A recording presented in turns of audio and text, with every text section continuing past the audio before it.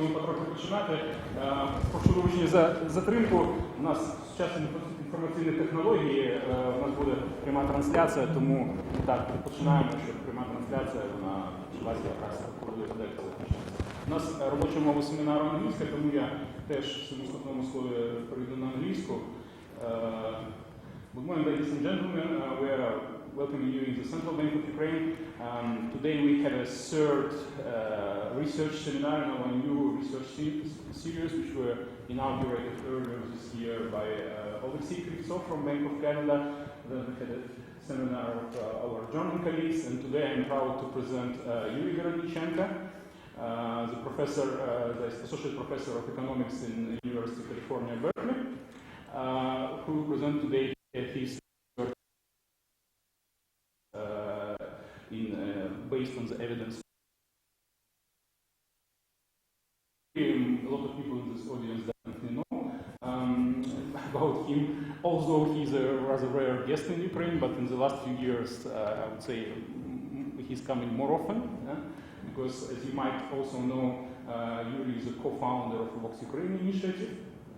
But apart from that, he has a very strong academic background. He's a graduate of Kyiv Mobile Academy and then ERC program, which is now Kyiv School of Economics.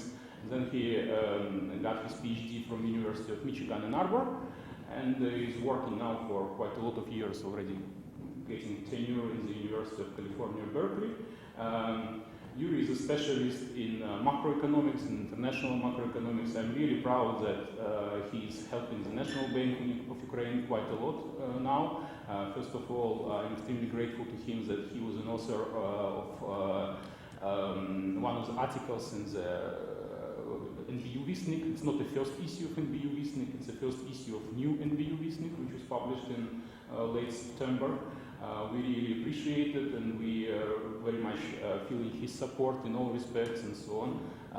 We are now, so far, not so, let's say, yet, it's not like official information, but we are still working in that direction, that we are thinking about organizing NBU annual conference next year. And here, given the high reputation of Yury in international academic circles, we are very much drawing on that reputation, inviting very strong people from academic and policy community all over the world. So I will just stop here to leave more time for Yury presentation and discussion. Yury, the floor is yours, and welcome to the Central Bank. Really appreciate it, as I said.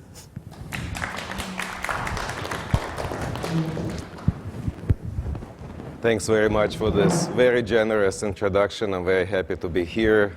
I've actually never been to the National Bank of Ukraine. This is my first time, and I'm very impressed with the infrastructure and the people, and I'm very happy to have an opportunity to help the NBU in any capacity I can.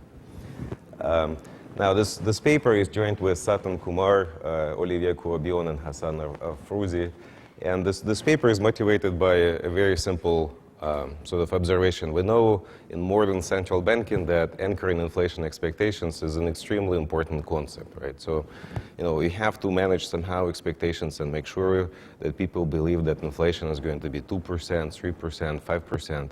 And the reason why it's important is because many people perceive that many crises that happened before in the United States and in other countries were because of this unanchored inflation expectations. Why do we have high inflation? It's because people expect high inflation. Why do they expect high inflation? Because there is high inflation. And so you can easily get into this vicious circle. And one way to break this vicious circle is to somehow manage expectations, convince people that this is not going to happen. You're going to have low and stable inflation. Okay. Now, in more recent times, the management of inflation expectations got a new policy role. Basically, the idea here is that by convincing people that something is going to happen in the future, you can influence economic outcomes now, right? So, for example, in the context of the zero lower bound, which is very important for many developed countries, you can't lower interest rates any further, but you want to stimulate the economy. What do? You try to convince people that you're going to do something in the future so that you anchor these expectations, but you have an economic outcome today, okay? This quote from Ben Bernanke, who was the chair of the Federal Reserve System, is a very nice summary of what he was saying. What was the view of the Fed and other central banks at the time? Basically, anchoring expectations is an extremely important thing. You should always strive to achieve something like this. Now, as I said, with the ascent of the zero lower bound, when you run basically out of ammunition, you can't stimulate the economy any further, you are desperate for new tools to stimulate the economy. And this management of expectations is an extremely important tool here. The idea here is that the real interest rate affects consumption and investment choices of private agents in the economy. The normal tool of the central bank is to change the nominal interest rate. Like in the US, it's going to be Fed funds rate. Here it will be учетная ставка, right? And typically, we don't really worry about this object here, but at the ZLB, this is very close to zero, or you just, can't change it for some political or operational reason. So your only hope is to try to massage this object somehow and have a lower real interest rate. So because people expect very high inflation in the future, their perception of the real interest rate is going to be very low, and they will be very, very willing to buy more goods now, invest into infrastructure or some other projects. Okay. Now, what's important in this concept is that the central bank has an ability to manipulate expectations. Somehow you can convince private agents in the economy that this is going to happen. But the key question is, whose agents you can manipulate, whose agents you can regulate, right? One, maybe financial markets. Another possibility, it's professional forecasters. Maybe it's firms or households, right? Which of these agents are actually influenced by the announcements of the central bank? Who is listening to the central bank? That's the key question. And the standard framework for policy analysis in this context is to assume that you have full information rational expectations. Basically, people know what Gunter was saying or Ben Bernanke is saying, right? They try to catch every word they say, okay? The central bank is extremely effective at managing this expectation. So if Ben Bernanke said inflation is 2%, from now on, everybody should believe this. Okay, and hopefully, something like this is going to happen in the National Bank of Ukraine. And as a result of this, this notion of forward guidance, that you promise something to happen in the future, is extremely powerful. To the extent that, you can say that inflation is going to be 5% 100 years from now, and you should have an immediate effect today. This is what happens in these theoretical models, in this theoretical framework. And this was what motivated, this whole policy agenda in the developed world. You want to manage expectations, it's going to be very powerful, you will have an immediate and big impact right away. You don't have to wait, a very long time. Now, what we try to do in this paper is basically have an empirical assessment of whether, this is going to work in practice, this whole concept. Forward guidance, managing expectations, anchoring inflation expectations. And for this, we use a survey from New Zealand. Specifically, we're going to look at firms. Unfortunately, most of the data which is available to researchers is for professional forecasters, right? So we know their expectations, but very infrequently we know anything about expectations of households or firms, especially for firms. It's really a big problem in this data. Now, what we find in this country, which is going to be New Zealand, is that managers of firms have really strange expectations, right? They rely on all sorts of pieces of information which are not coming from the central bank. For example, they use their personal shopping experience to form a belief about what's going to happen in the future. This is really striking. They should listen to professional forecasters. They should listen to the governor of the central bank in New Zealand. They are not doing that. Also, what strikes us as really remarkable in New Zealand is that managers are very badly informed about the objectives of the central bank, who is the governor of the central bank. And so to the extent you have to rely in your models on this notion of full information rational expectations, when everybody knows everything about the state of the economy, the future course of the economy, this is not going to work here. These guys seem to be very, very unaware of what's happening in the economy. Now, this New Zealand example is not going to be, something outrageous and very kind of spatial. It's going to be a systematic pattern. We have data for the US. We can look at the US, and we're going to find very similar patterns. So it's more like a system. Okay, it's more like a system. Why is this important? Well, it's important because for countries like Ukraine, where inflation is high now, but we try to convince everybody that in 5 years from now, inflation is going to be 5%, it's going to be very stable, it's going to be very low, we have to communicate this somehow to people who are not really following the central bank, right? Who don't know who is the governor of the Fed, who don't really know what inflation targeting means. And you know, this stuff here happened for countries which had very successful policy regime for many, many years. New Zealand had inflation targeting for 25 years, and still you have this kind of problems. And so this will create challenges for countries like Ukraine because we don't have established infrastructure, we don't have anchored expectations in the first place, we don't have a history of successful policy making at the central bank. Something has to be, done here, but it's going to be very difficult. This is the basic message of this paper. By the way, so if you have a question, feel free to interrupt us and just raise your hand. Now, why we study New Zealand? There is a prosaic and a sort of fundamental reason why we want to do it. Prosaic reason was because this is where we found funding to do it.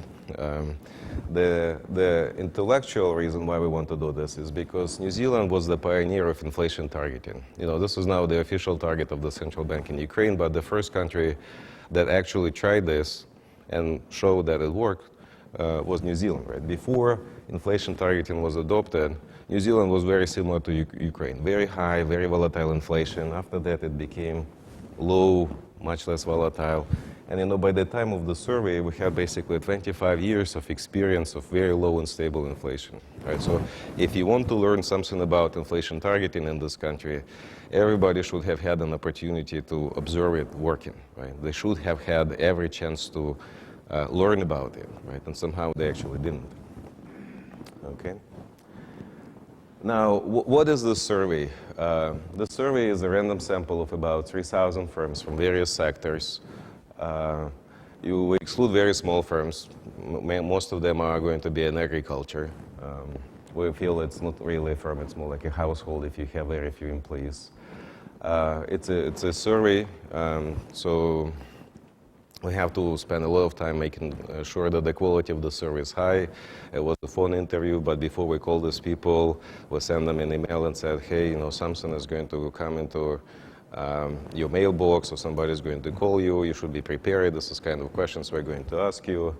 All interviews were recorded, and in real time, when you ask questions, somebody was typing in answers, and then another person was listening to the tape recording to make sure that the entries in the first kind of perception of the answers were consistent with what the person was actually saying. The response rate was relatively high, 20-30%. So this was good. Also spent a ton of time making sure that the survey has high quality, because you always worry that when you call somebody and ask for something, they're going to give you a random answer just to get rid of you, right? So we spend a lot of time making sure that there is a consistency in answers. We ask the same question in several ways, in different ways, in different times, or even in the same survey to make sure that people understand the question and they give a reasonable answer. Okay. Now, we had this survey done in multiple waves, and this is going to be important because if you have a panel of firms and you track them over time, you can see how their beliefs evolve over time, right? So they may think, something is going to happen now with inflation, but a year later they will have another belief, and we can try to understand why these beliefs have changed. Okay, that's going to be important. Now, the biggest wave was the first one, about 3,000 firms. Then we had a big drop. This was not because firms refused to participate. It was our budget constraint. This is how much we can handle given the money. Then we got more funding and we did more firms. This last survey is going to be the smallest. It's not because, again, we didn't have willingness of firms to participate. It's just the nature of the survey was very different. Here we had, to some extent, mostly multiple choice questions. This survey was more an open-ended interview. When you ask people questions, something like, what do you think the central bank is trying to achieve? And you let them talk and talk and talk and talk. And this can take a lot of time, and so we had to make sure that people have enough opportunities to say whatever they want, which means it was very costly for us to do each of these surveys. But the survey is going to be very important because it will tell us how people think about inflation, how they form their inflation expectations in a kind of very direct and open-ended fashion. Now, we also had lots and lots of questions about expectations about inflation, GDP, unemployment. We had a lot of information about what kind of business these firms run, what kind of efficiency they have, what kind of competition environment they face. lots and lots of information. This is great because most of the time administrative data is not telling you anything about who is the manager of a firm. Like, does he have a PhD, an economics degree? Did he have any experience of working in another country? How many competitors you have? What is your marginal cost? What is your price? What is the curvature of your marginal cost? So you can ask even this kind of questions with surveys. You can ask hypothetical questions. What would you do if X happens? Again, this is very useful because if you want to estimate a certain structural parameter and elasticity, you don't have to estimate a complicated model. You just ask a person, what would you do in a given situation? And then you have a perfect kind of experiment for estimating this elasticity. Now, so as the first pass of the data, we thought this was going to be, in a way, a very boring paper. Like, New Zealand had inflation targeting for 25 years. We should see, like, perfect example of anchored inflation expectations. We came up with 5 metrics of what anchored expectations should be, how they should look. And the first simple sort of prediction of this anchored inflation expectations was that, if you're really successful in convincing people that inflation is going to be 2%, this is the official target of the Central Bank in New Zealand, Reserve Bank of New Zealand, then the average belief about inflation should be 2%. Okay, so it's as simple as that. Now, here is some information from the survey and kind of objective data. This is the recent inflation rate in New Zealand. It was very low, very close to the official target of 2%. This was the projection for 1 year ahead inflation from the central bank. They were running below the target for some time for various reasons. New Zealand, similar to Ukraine, is very dependent on commodity prices. This was the time when commodity prices started to fall, and that's why they had this downgrade. When you ask households, they had much higher inflation expectations, right? So it was nowhere close to 2% and clearly much higher than what was projected by the central bank. Firms had even higher inflation expectations, even higher than households. Now, you might think, okay, how this can happen? This guy should be more educated, more financially literate. How come they expect higher inflation than these guys? This is not a sort of a fundamental reason. This is a reflection of the differences in the design of surveys for firms and for households. In this household survey, the way they ask this question is a kind of a two-step procedure. First, they call you and say, do you know what inflation means? And if you say yes, then they tell you, okay, what do you think inflation is going to be? So you have a very select group of people, okay? That's one big difference. Well, here we ask everybody to tell us their inflation expectations. The second big difference here is that they say, if you say inflation is going to be more than 15%, we treat you as crazy and exclude from the survey. If you say inflation is going to be less than -2%, we treat you as crazy and we exclude you. Okay? Now, you'll be surprised how many people think that inflation is going to be more than 10, 15, 20% in New Zealand. And so they basically get rid of people who think, inflation is going to be really disastrous. And this is why this mean is kind of towards the low end. If we impose the same filters and restrictions, we can also make these numbers closer. Okay, we didn't do this. But the point here is that, the average belief is much higher than the official target actual numbers of the projection of the central bank. So in this sense, we violate a very simple, but maybe the strongest notion of anchored inflation expectations, that, they deviate from the official target. The second, now you may say, well, this is happening because you're just looking at the short-run inflation expectations. The central bank is just saying that we're going to have 2% on average in the long run. We can ask the same question about what was inflation over the last 10 years. On average, it was 2%, very close to the official target. You ask the central bank, what is going to be the inflation in the next 10 years? 2.1%, again, very close to the official target. You ask households 4%, firms 3%. So even at this level, you're going to fail this very basic test of anchored inflation expectations. Now, you might say, well, maybe firms have, problems with predicting the future, but if you have rational expectations, full information, at least they should understand what was happening in the economy, what was the past inflation, right? And it's extremely easy to get this information. You don't have to think anything. You can just go online, Google inflation in New Zealand, and numbers like this are going to pop up, and you're done, right? You don't have to think hard about that. But when you ask households and firms about what inflation was, they think inflation was much, much higher than actually was happening in New Zealand, right? So again, it's a very striking deviation from this notion of full information rational expectations and anchored expectations. Now, okay, so this doesn't work, but this was the strongest test. Maybe we should, consider a weaker notion of what anchored inflation expectations should be looking like.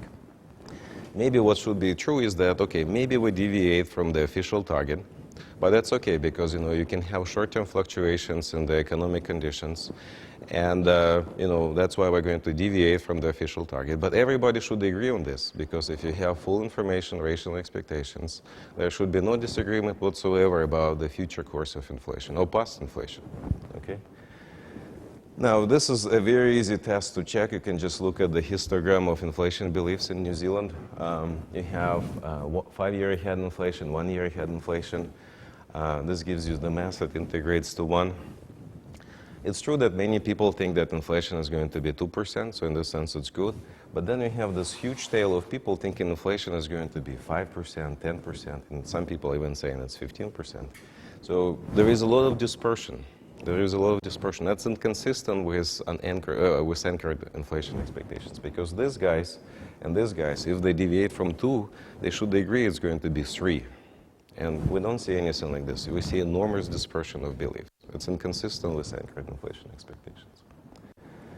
Now, what is another, again, this is a very strong, relatively strong notion of anchored inflation expectations. Maybe we can consider something simpler. Maybe I think inflation is going to be 3%, and then no matter what the central bank is doing in New Zealand, I'm going to continue to believe in this number because this is my very strong belief. So I should have very strong confidence in my belief. And then you can have situations like this, because some people will never be convinced that you have 5% or 2% inflation. They will always believe stubbornly that it's going to be 5%. Okay? So maybe, the central bank in New Zealand exhausted its capacity to convince people. Just people are so stubborn. But if that's true, then the confidence in their forecast should be really, really high. Really, really high. So if they think it's 3% on average, they should not think that inflation is going to be 5% with some probability or minus 5% with certain probability.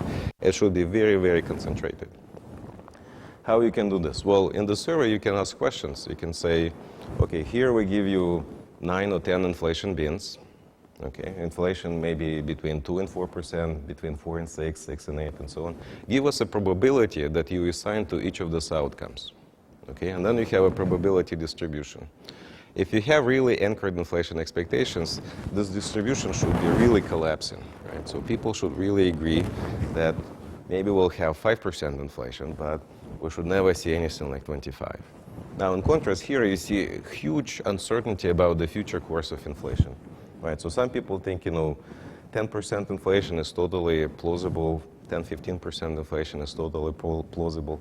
You can have a deflation, that's also a possibility. It seems really striking that people can assign this kind of probabilities to events that never basically happened in New Zealand over the past 25 years. Right? So they had really low inflation. You should not expect 6, 5, or 10% inflation. Another way to do the same, because for each guy we have this probability distribution, we can calculate what is the standard deviation of these beliefs, okay? And then look at the distribution of that. And it's true that, some people are going to have really concentrated beliefs. They will say, okay, inflation is going to be 10% and assign 100 probability to that inflation bit. But lots and lots of people have really dispersed beliefs, right? In this sense, they have very low confidence, very low confidence. Okay, maybe, again, this is a very hard test for people to understand. Maybe we should work with an even weaker notion of what is anchored inflation expectations. Once you can say, okay, maybe, people are totally stupid and disconnected, but at least they should be consistent over time, right? So if I say it's 5, I'm going to say 5 all the time. If this is true, then we should see very small revisions in the beliefs of economic agents about future inflation. And this is where the panel component is important, because we see a guy in one way, we track this person over time, and we can see how his beliefs are changing over time, how he revises his beliefs about future inflation. Now, what you see is really striking. It's true that some people are not revising their beliefs about a third, but the rest 2/3 have really big revisions in their beliefs. It's not unusual to see a person who is saying, inflation is going to be 0 now and then minus 5% in another wave. Or first they say it's 5% and then go to 0. If you believe that, anchored expectations should be in New Zealand, you should see this distribution really, really concentrated, very, very small dispersion. And instead you see huge variation in the revisions. All right, well, again, so this are strong, relatively strong notions. You may say, okay, let's consider an even weaker notion of anchored inflation expectations. The idea here is that, in the short run, strange things can happen. We can have 3% inflation just because of commodity prices or changes in tariffs. But in the long run, the central bank should have ultimate power over inflation. And if the central bank is saying that inflation should be 2%, the correlation between what happens now and what happens in 10 years from now should be 0. Right? Because whatever happens now, it has no bearing for the future, for 10 years. Inflation in 10 years will be 2% if you're really good at anchoring inflation expectations. Now, we can ask those kind of questions and run a regression where we have one question about what's going to happen with inflation in the next 12 months, 1 year ahead. What will happen in the next 5 to 10 years? The correlation between this is huge, right? 0.6 R squared. The beta is 0.7. So basically, if I think inflation is going to be 10% next year, I will think that inflation will be 10% in 5, 10 years from now. Again, this is totally inconsistent with the notion of anchored inflation expectations. So we have those 5 basic tests of anchored inflation expectations, and none of them works in New Zealand. That's really striking because you had 25 years of very successful inflation targeting, very low inflation, very low volatility. It's a small country. You're more likely to see a governor of the central bank in a supermarket. He may be your neighbor. You should know about inflation targeting. And you don't see this here. Okay.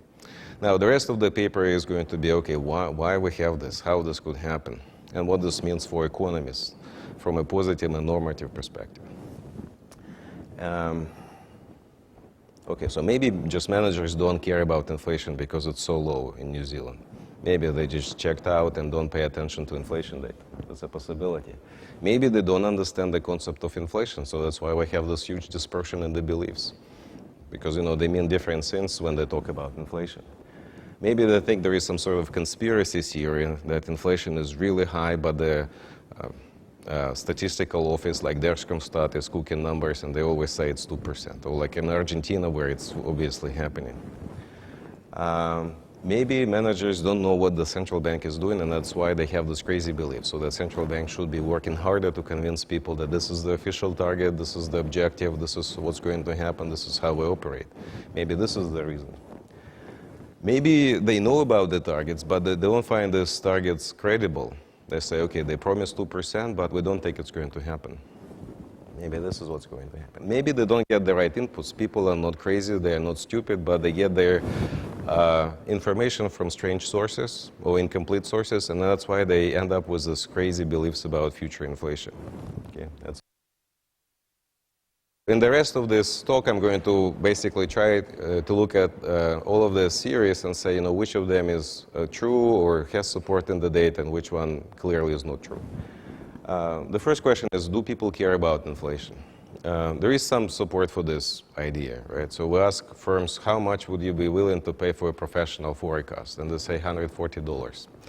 It doesn't seem much, but on the other hand, if you know the official target is 2% and you always had 2% for the last 25 years, it's a very simple business model how we can make money, right? You establish a professional forecast, you charge these firms $140, you send it to 3,000 firms, it's serious money.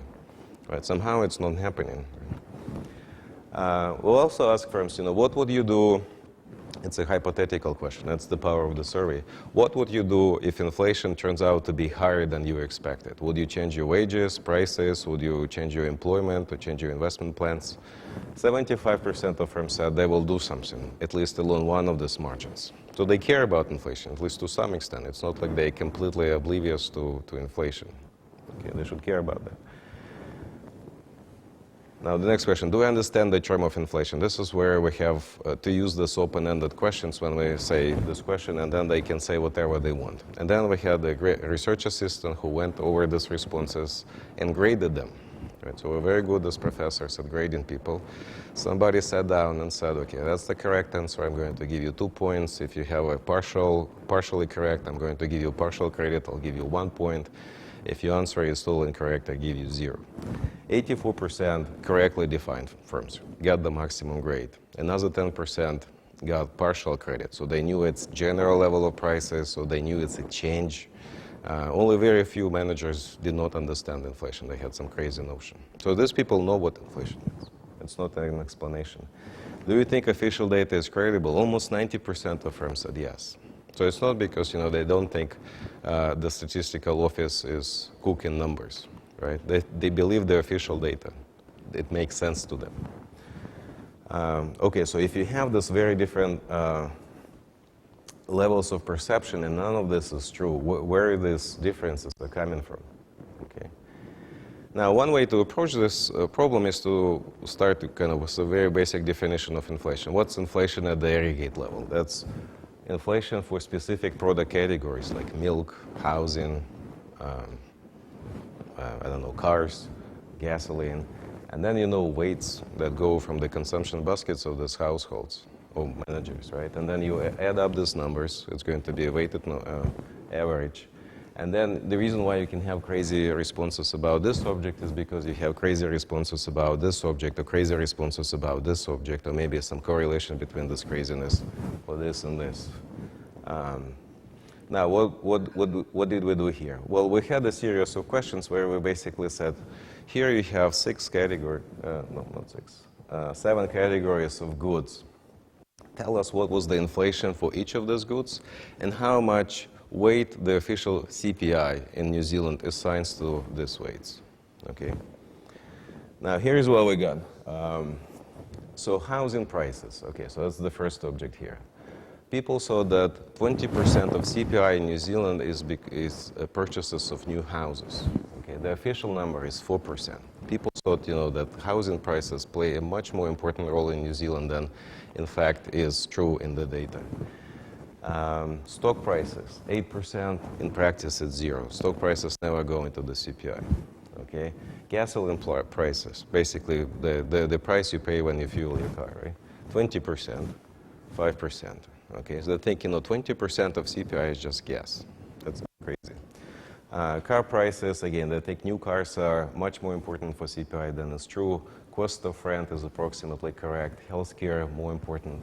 The only kind of negative number here is when they saw that food prices account for 10%, in practice it's 20%. Okay, so you see these big differences, and this may be one of the reasons why they expect higher inflation, because inflation could have been a lot higher here than in anything else.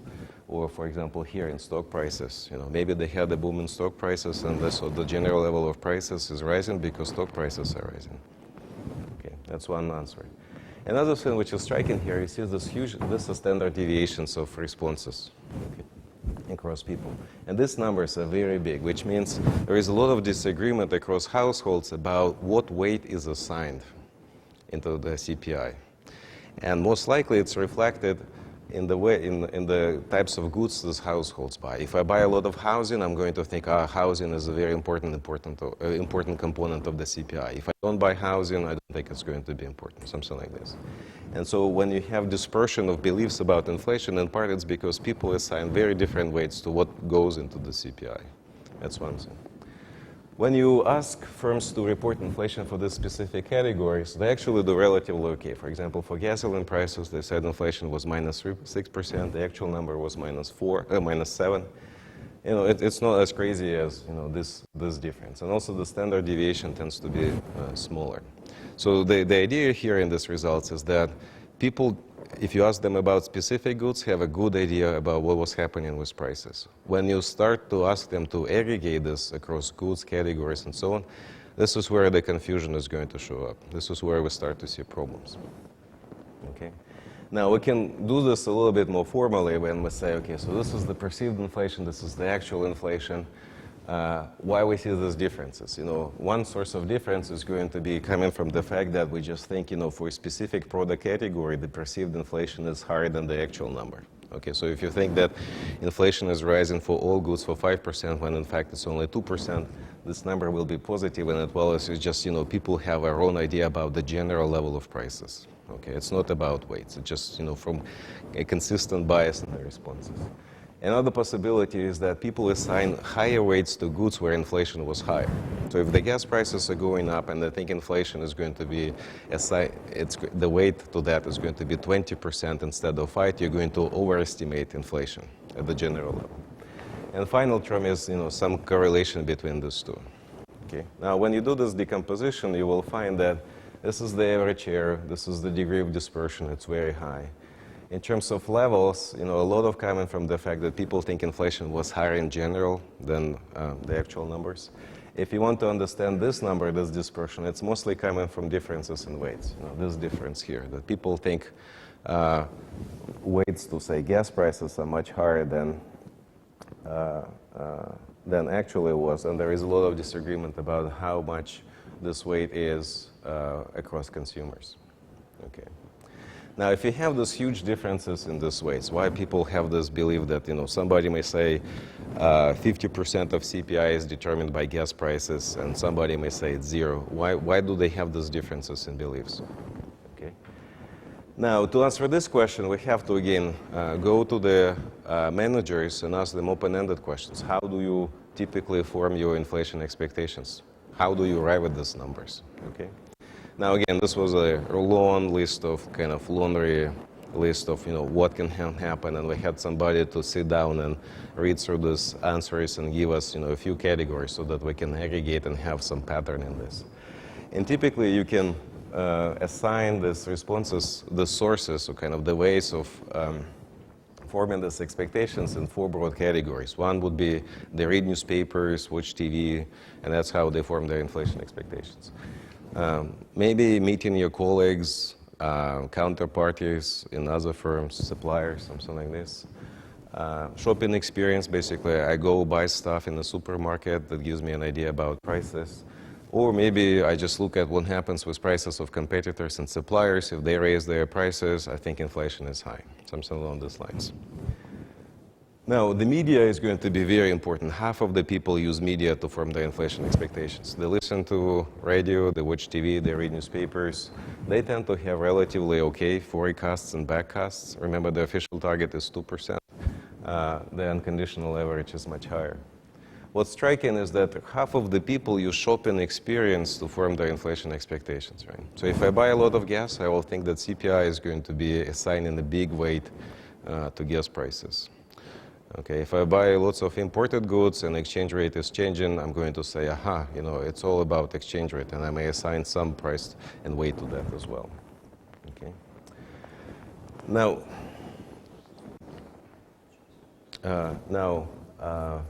we had more questions about, how people form their inflation expectations when we give them multiple choice questions. Basically, we ask them, tell us what source of information is important for you.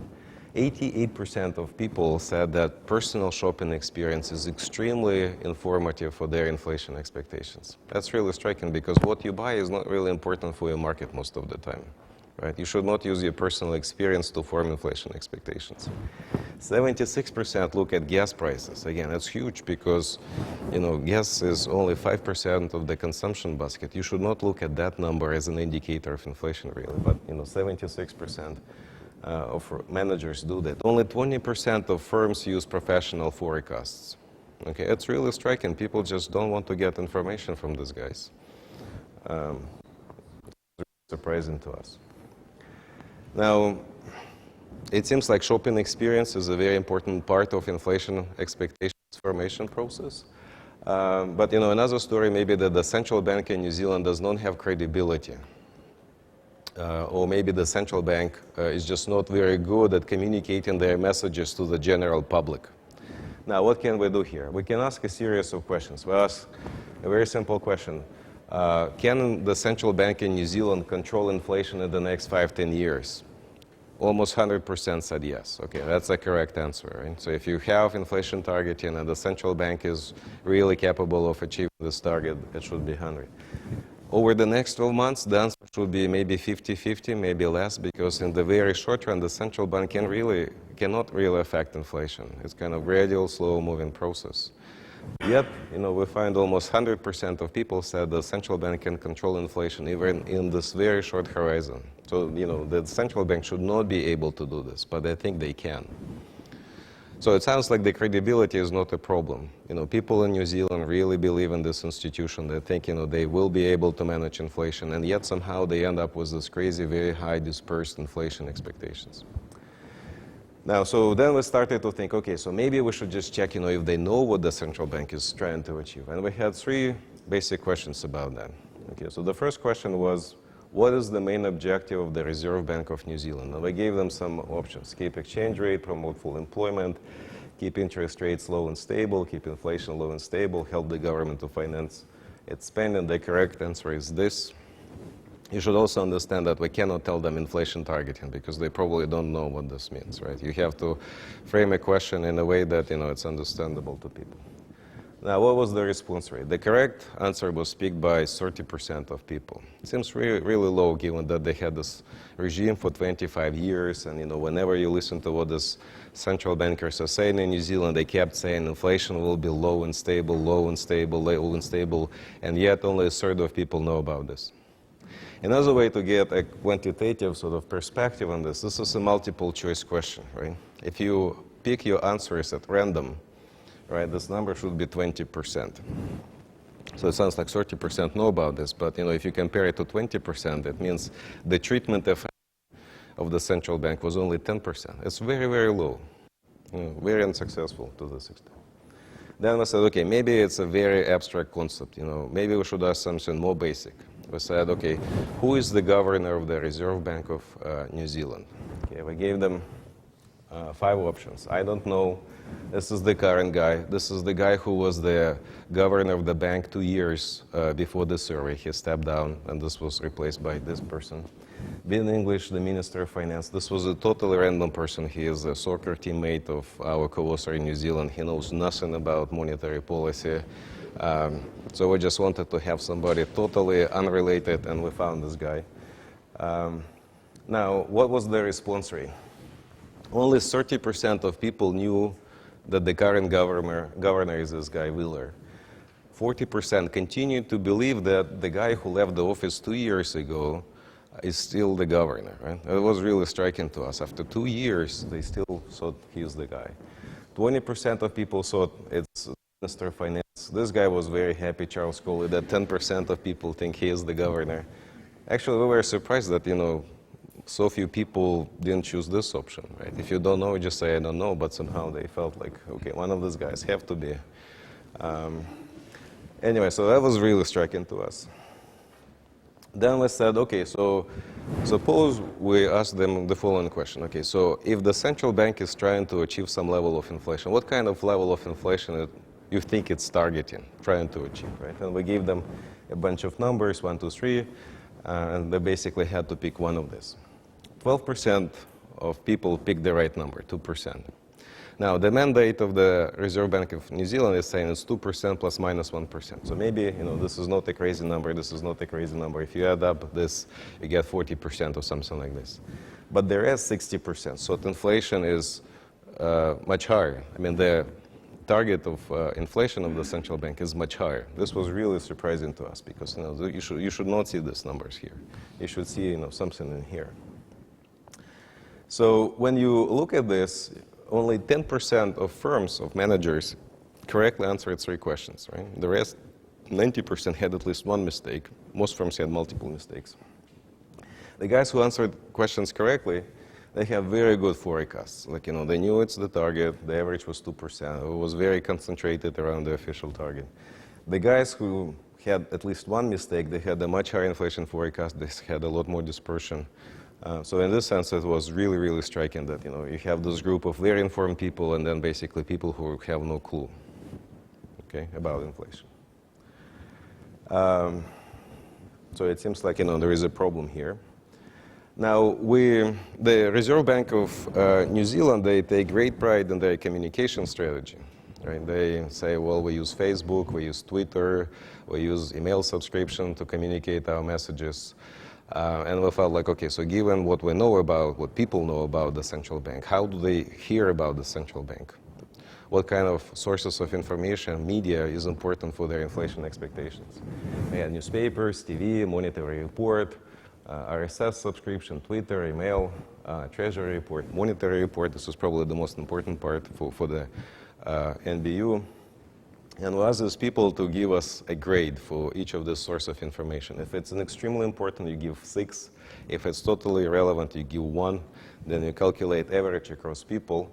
And here, then, we look at the distribution of these responses as a function of what they think the target of the central bank is. Now, oops.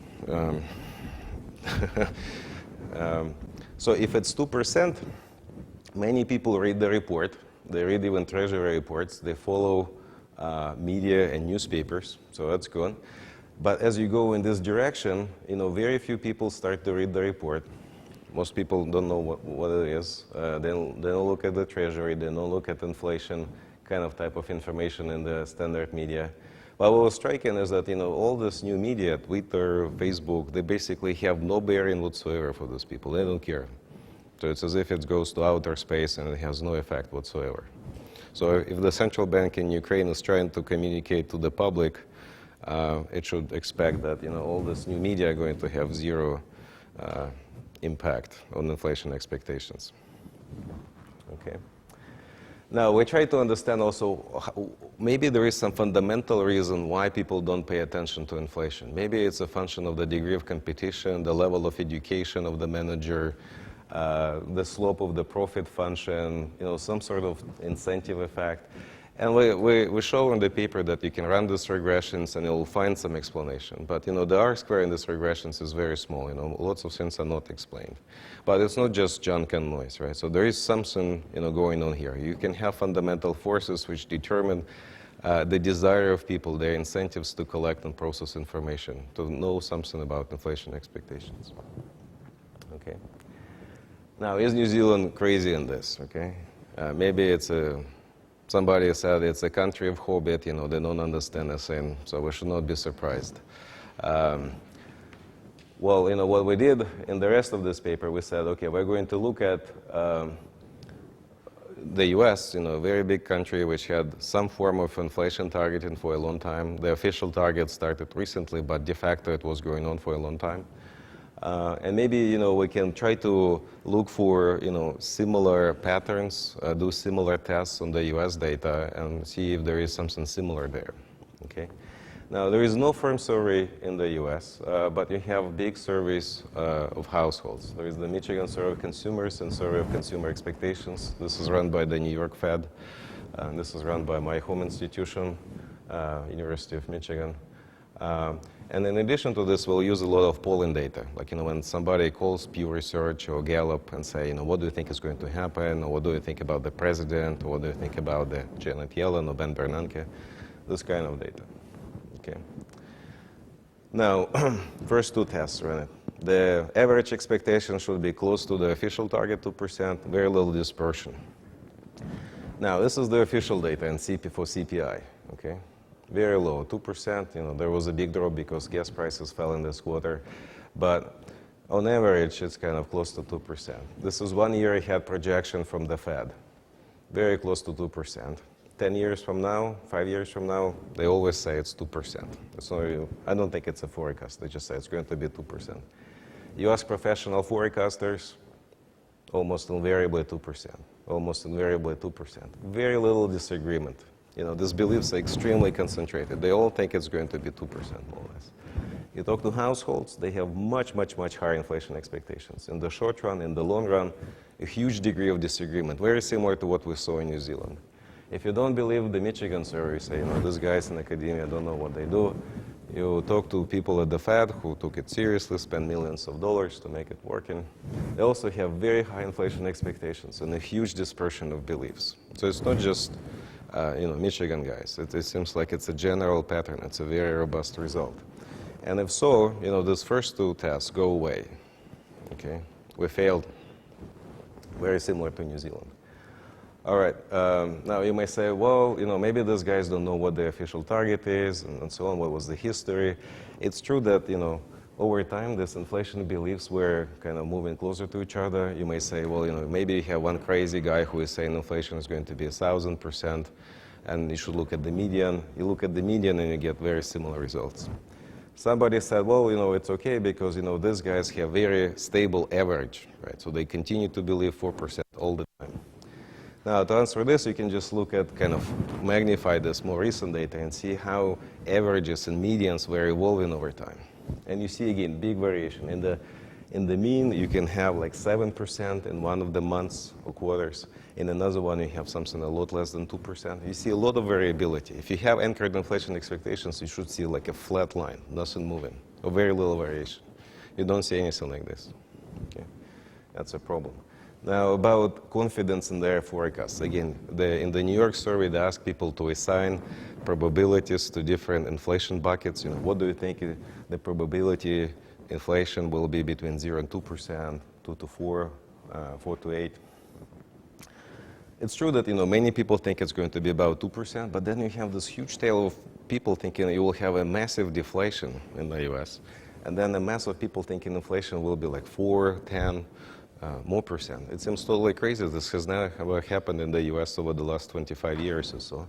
This will almost never happen. It's something like this happened in the Great Depression, but it was like, so long time ago. And this was the time of gold standard. Now we print money. You should never see anything like this. Okay? Same with the dispersion of beliefs across people, right? For each guy, we can calculate how much uncertainty you have and look at these people. Lots and lots of disagreement. A lack of confidence in their forecasts. In fact, this means are much higher than what you see in New Zealand. That's really striking. So we failed the third test too. Then we say, okay, let's look at the changes in the forecasts, how much they revise their forecasts. This is for Michigan survey, very similar to what we saw in New Zealand, very big dispersion. Plus minus 5% is totally typical. When you look at the professional forecasters, this is how anchored inflation expectations should look like. You see this whole distribution is extremely compressed. Here you have an order of magnitude more dispersion, right? So maybe you anchor these guys, but you totally don't anchor these guys. Okay? Now, another test, what's the correlation between long-term inflation forecast and short-term inflation forecast? The theory tells us that this correlation should be 0. You run this on a survey of consumer expectations in the US, and you see numbers which are very, very similar to what we saw in New Zealand. This coefficient is between 0.6 and 1, extremely high correlation. In fact, it should be very close to 0, as I said. So we failed that one too. Now, about media. We don't have questions about the importance of media in this US surveys, but we can get some indirect information about the importance of media and how people form inflation expectations. What do they know about monetary policy? And what we did here, we said, okay, a series of polls were asking people, tell us who is the governor, the chairman of the Fed, right? And again, you had the multiple choice question. We had this from different surveys. Roughly a third of people knew who Ben Bernanke was. A little higher here in the middle of the crisis, then again a lot lower. When Janet Yellen was appointed, only a quarter of people heard of her. Only half of people ever heard of her. And only a quarter picked the right answer. And the similar results here. In fact, in his new book, Ben Bernanke has a story when his daughter went to college after he was appointed to be the chair of the Fed. And this daughter had a roommate, and this roommate was asking her, what is your dad doing? And she said, well, my father is the chair of the Fed. And this roommate said, oh my God, your father is Alan Greenspan. And in fact, I don't show it here, but the second most popular person in these responses is Alan Greenspan. Right? And so after many years, after he stepped down, many people continue to believe that he runs the Fed, which is really striking. There is another story. Alan Blinder, who was the governor of the Fed, he was very ambitious about communication and trying to convince people it's working, we should be more transparent. And a guy who was there for many years, he said, we should be more careful, we should understand the limits of what people know about the Fed. And he told Alan Blinder that many people think that Federal Reserve System is a system of national parks. They manage forest. It's not a financial institution. I think it's true. If you talk to a typical person in the US, they don't know what the Fed is, really. Anyway, so then another thing we did, we said, okay, so let's see, how people follow social media. Maybe this is how they get their information in the US. Now, the Federal Reserve System has a bunch of regional banks, and then you have Federal Reserve Board. If you add up likes on Facebook for these guys, you have 20,000 people.